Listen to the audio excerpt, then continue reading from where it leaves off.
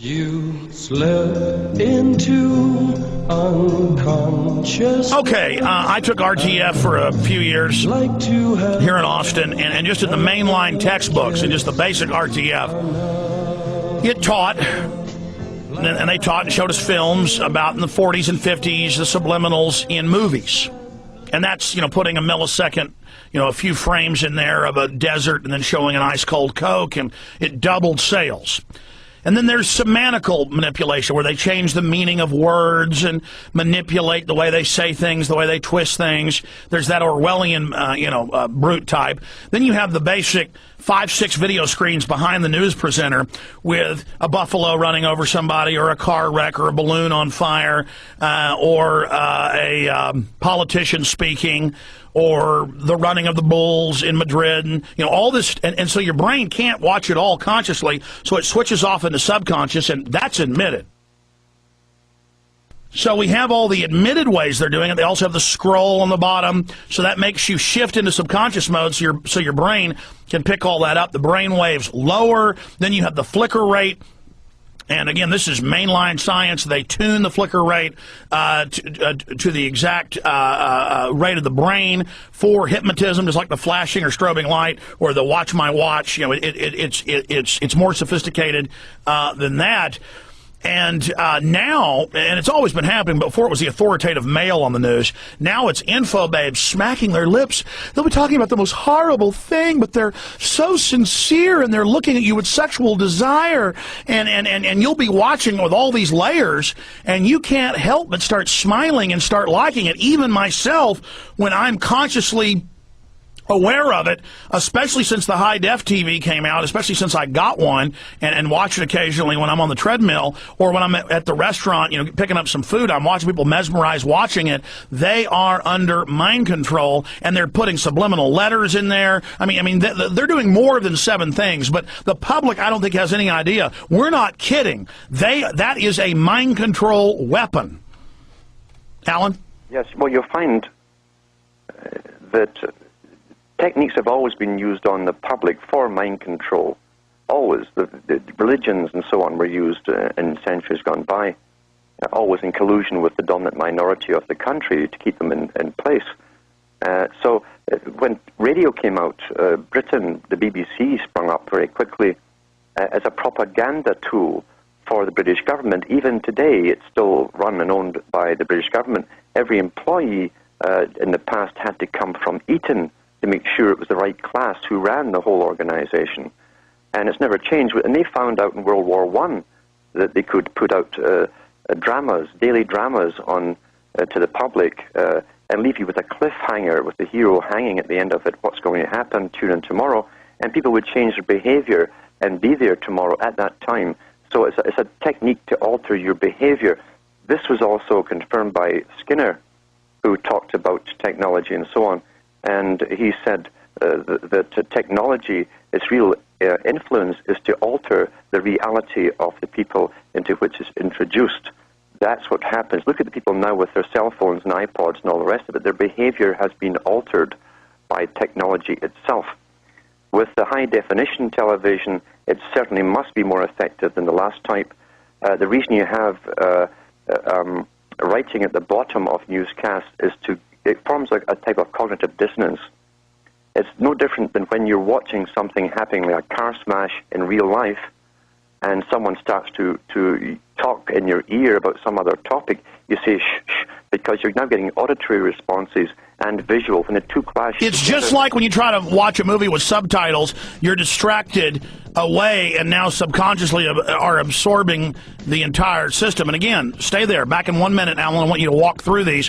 But then they have integrated all these together while the message itself is verbally a twisting, a semantical deception and lie. But you can't even pay attention to what they're really saying because you're watching a million different pinwheels and subliminal messages and flashes and scrolls and everything else.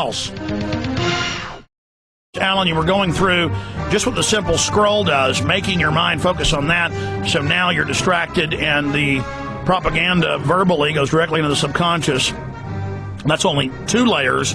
Keep going through that. Then we'll talk about the gopher class, why they serve their masters.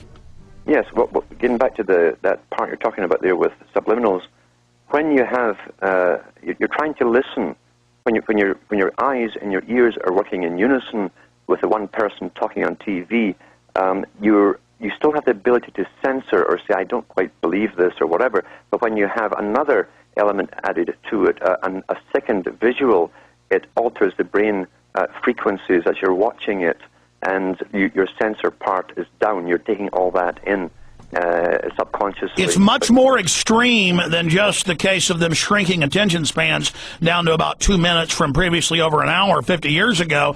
It's more than that. People now can't just watch a straight-up TV program that's just straight up. They have to have multi-layers because now their neurons and neural pathways have been prepared. That's correct. And when you're seeing some horror scrolling around the bottom of the screen, you're hearing another one from the presenter in front of or on the screen. You can only handle 2 major crises to 3, possibly for some people, at once. And when you cannot handle that, you literally go into an alpha state, and you're now being... And they have the info babe showing just incredible sexual desire in all of her body language towards you through the TV screen with the false illusion she's really there with you in the room, while they show you violence and report horrible things, also creating false neural pathways.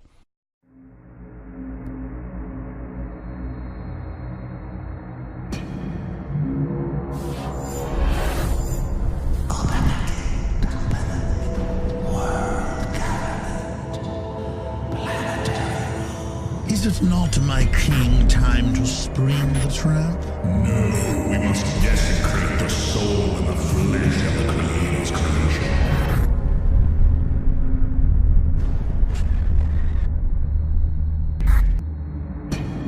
The chain of life broken forever. A monument to our beauty. The origins of psychological warfare were in Nazi Germany, and in the Nazi ideology they had something that was called Weltanschauungskrieg, which means worldview warfare. The idea for them was imposing the Nazi worldview on the countries that they had occupied. The Americans picked up this idea, created an American version of it, and called that psychological warfare.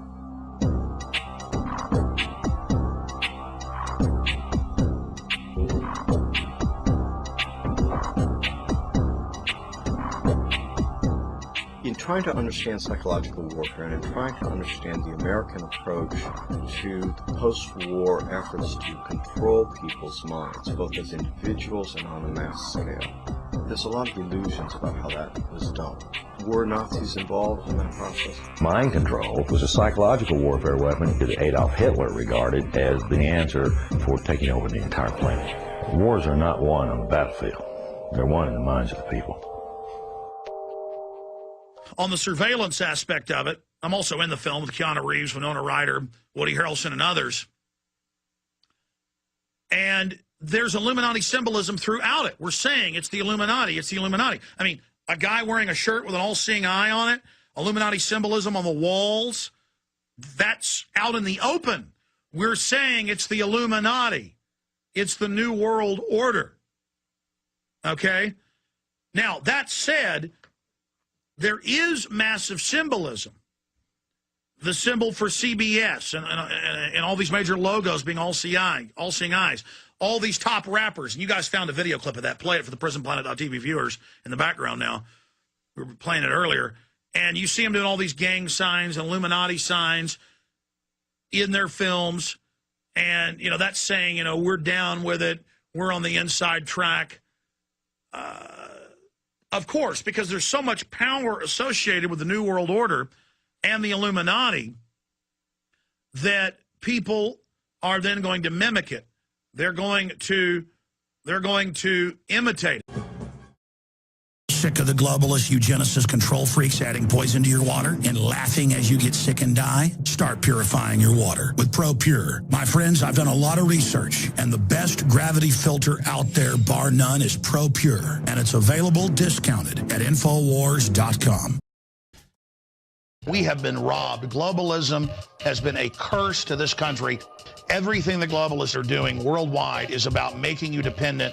I'm getting storable food. You need it because it's the only insurance that you can 100% use. I have, family that are veterans and people like that who can't live off their Social Security, who are disabled and things, and that's why I've bought so much food. Charity starts at home.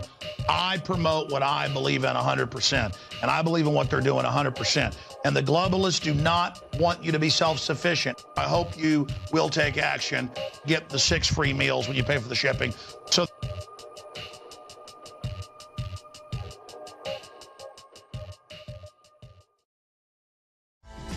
If you're a new listener and you're like, is this for real? Yeah, if you study history and the news, it's for real and then some. I deeply wish this broadcast was not for real. I'm at the tip of the spear on this thing, and I've got a responsibility to defend this country and to defend the innocents. Because our enemies are so evil, I do. I want to be honest, and I've said this many times. If they were just corrupt boss hogs, I would be resisting them, but not putting my life on the line all the way. It's because our enemy is pure anti-human evil, the worst of the worst. And they have such horrible plans for us and are already doing so many terrible things to us through the vaccines and the GMOs and the fluoride that my overall instincts just soothe me, almost like a painkiller. It's a fear killer. God puts me at ease. I mean, I get fresh death threats, you name it, stuff you wouldn't believe. Stuff I don't even tell my wife about. I mean, my life is like a movie, like an action movie. But because I mean, that just makes me know I'm that much more right. And because of that, it's literally, I pray to God every day, so many times a day. And years ago, I prayed like once a day. I pray like 10 times a day now. I do. I pray all the time. I pray with my little children 4 or 5 times a day. I pray with my wife. Time as adults, we require a sense of belonging to groups, ideas, processes that are larger than ourselves. The question of cults versus religions is never entirely soluble, but it has 3 characteristics. One is a charismatic leader who becomes increasingly the object of worship, so that decreasingly worshipped are the larger principles. A second characteristic, a series of processes that can be associated with thought reform or coercive persuasion, as Ed Schein called it, or thought reform-like procedures, which I'll talk about in a moment. And a third characteristic is idealism from below and enormous manipulativeness and exploitation from above. And the exploitation can be economic, it can be psychological, it can be sexual, it can take any form. One has to look at these issues much more specifically than making absolute generalizations of it. The problem for many people, and this is one reason for their susceptibility to the milieu control, as I think about it now in a social sense, is that they're not suffering from an over-controlled milieu during most of their lives. They're suffering from the absence of any structure in their milieu. And they can feel anomie, alienation, and they can, at least initially, respond very positively to the intensity of that milieu control. They may have second thoughts, as many do, but that can be a source of an attraction. A second fundamental theme that I came upon was what I called mystical manipulation or planned spontaneity. And you're all familiar with that. I don't have to go through all the ways in which cults do it. It can be in some traditional religious ways through chanting and fasting and limited sleep, repetition, singing, in ways that seem spontaneous, at least to the newcomer, but are very, very carefully planned and manipulated from above. There is an interesting question about how it works psychologically for the specific charismatic leader of the cult to be present and to be the object of worship. On the one hand, you have a flesh and blood person who can be very appealing, at least while his or her charisma is functional for people in the cult. On the other hand, since that charismatic leader is a fallible human being, his or her contradictions can become seen and can be a source of alienation from the cult. But that's a real factor in terms of how well this mystical manipulation can function or not function. There are 3 important ones I would lump together. what I call the sacred science, the loading of the language, and the principle of doctrine over person, the thought-terminating cliche. If you look at cult behavior, you're likely to find that even in religion, there is a claim to scientific truth of some kind. In the scientific age, you claim objective truth. Language is an extremely important part. Study the language very carefully. It isn't only that there are the rote terms, of course there are those, but there are also terms that have enormous appeal and can sum up a whole set of emotions satisfactorily and in fact very powerfully for young people, at least at a certain phase in their lives. As soon as one begins to have doubts that arise from one's own direct experience, one sees evidence of the charismatic leader's less than perfect behavior. One sees evidence that contradicts claims of the cult or even exposes lies that one has been subjected to. Doctrine over person, and this is true of all totalistic ideology, requires that you reject the personal experience in favor of the truth of the doctrine. And that is a key element which every totalistic ideology depends upon.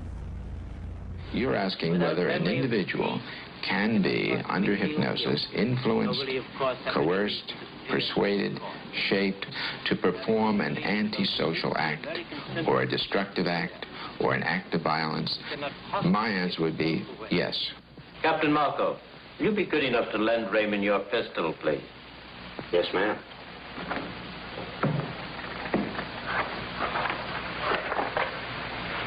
Thanks, Ben. Sure, kid. Shoot Bobby, Raymond. Through the forehead. Yes, ma'am.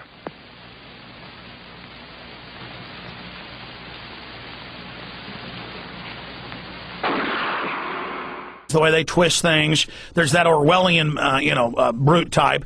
Then you have the basic 5-6 video screens behind the news presenter with a buffalo running over somebody, or a car wreck, or a balloon on fire, or a politician speaking, or the running of the bulls in Madrid, and all this, and so your brain can't watch it all consciously, so it switches off into subconscious, and that's admitted. So we have all the admitted ways they're doing it. They also have the scroll on the bottom, so that makes you shift into subconscious mode, so your brain can pick all that up. The brain waves lower, then you have the flicker rate. Aware of it, especially since the high-def TV came out, especially since I got one and watch it occasionally when I'm on the treadmill or when I'm at the restaurant, picking up some food. I'm watching people mesmerized watching it. They are under mind control, and they're putting subliminal letters in there. I mean, they're doing more than 7 things, but the public, I don't think, has any idea. We're not kidding. That is a mind control weapon. Alan? Yes, well, you'll find that techniques have always been used on the public for mind control. Always. The religions and so on were used. And again, this is mainline science. They tune the flicker rate to the exact rate of the brain for hypnotism, just like the flashing or strobing light or the watch my watch. It's more sophisticated than that. And now, and it's always been happening, but before it was the authoritative male on the news, now it's info babes smacking their lips. They'll be talking about the most horrible thing, but they're so sincere, and they're looking at you with sexual desire, and you'll be watching with all these layers, and you can't help but start smiling and start liking it. Even myself, when I'm consciously... You slip into unconscious. Okay, I took RTF for a few years here in Austin, and just in the mainline textbooks and just the basic RTF, it taught, and they taught and showed us films about in the 40s and 50s, the subliminals in movies. And that's, putting a millisecond, a few frames in there of a desert and then showing an ice-cold Coke, and it doubled sales. And then there's semantical manipulation, where they change the meaning of words and manipulate the way they say things